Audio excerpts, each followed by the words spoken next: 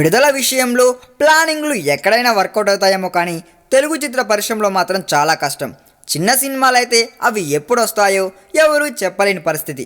ఒక్క star cinema కాస్త అటు ఇటు అయితే చాలు, అది ఇది అని లేకుండా అన్ని సినిమా రిలీజ్ డేట్లు మారిపోతుంటాయి. సింగం 3 విడుదల తేదీ వాయిదా పడడంతో ఆ విషయం మరోసారి ఇండస్ట్రీకి బాగా తెలిసొచ్చిందని చెప్పాలి. డిసెంబర్ 16న రావాల్సిన సూర్య సింగం 3 చరణ్ ధృవ మూవీ కోసమని 23కి మారిపోయింది. దాంతో 23న రావాలనుకుంటున్న సినిమాలన్నీ కొన్ని ముందుకొచ్చేసాయి. కొన్ని సినిమాలు మాత్రం వాయిదా వేసుకునే దిశగానే అడుగులు వేస్తున్నాయి.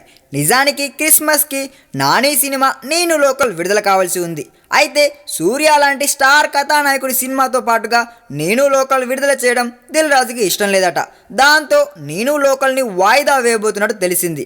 అయితే ఊరొచ్చి మంగళం మీద పడ్డట్టుగా నాని సినిమా కాస్త శర్వానంద్ శతమానం భవతికి ఎసరు పెట్టే అవకాశాలు చాలానే ఉన్నాయి. దిల్ రాజు బ్యానర్లోనే తెరకెక్కిన శతమానం భవతి సినిమాను సంక్రాంతికి విడుదల చేయాలనేది మాట. ఆ మేరకే ఇటీవలే షూటింగ్ని కూడా పూర్తి చేశారు. అయితే క్రిస్మస్కి రావాల్సిన నాని నేను లోకల్ని సంక్రాంతికి విడుదల చేస్తే ఎలా ఉంటుందా అని ఇప్పుడు దిల్ రాజు ఆలోచిస్తున్నాడంట. నానికి మాస్ ప్రేక్షకుల్లో మంచి పట్టుంది. ఆయన సినిమా సంక్రాంతికి విడుదలైందంటే పెద్ద ఎత్తున ఓపెనింగ్స్ వచ్చే అవకాశాలున్నాయి.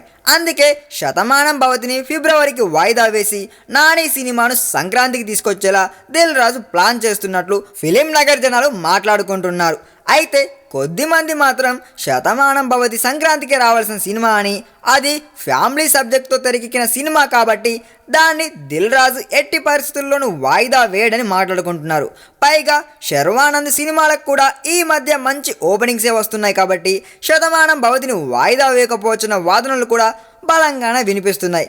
మరి దిల్ రాజు నిర్ణయం ఏంటన్న విషయం తెలియాలంటే ఇంకొన్ని రోజులు ఆగాల్సిందే. ఈ వీడియో మీకు నచ్చినట్లయితే సబ్స్క్రైబ్ చేయండి. ఫిలిమి స్టార్స్ బోలెడంత న్యూస్ బోల్డ్గా.